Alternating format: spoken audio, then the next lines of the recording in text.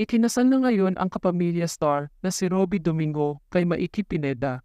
Matapos magpakasal ang mag-asawa noong Nobyembre 2022, isinagawa ang intimate wedding ceremony sa Diocesan Shrine and Parish of San Isidro Labrador sa Bulacan. Ganap na 3:03 ng hapon, ibinahagi ng kapwa Pinoy Big Brother host ni Domingo na si Melay Cantiveros ang ilang sandali ng seremonya sa kanyang Instagram stories, kung saan nakita si Domingo na nakabarong habang nakasuot ng puting wedding dress si Pineda. Nakahabol din ako Rob si Wasti, oh woo. Super happy to witness this moment, Robs. We love you, Rob and Maiki. Congrats.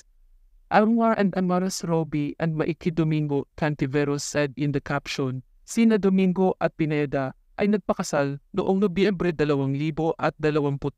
Ilan sa mga groomsmen ni Domingo ay sina Donnie Pangilinan at Darren Espanto, habang ang dating mag-asawang Daniel Padilla at Catherine Bernardo ay tumayo bilang candle bearers.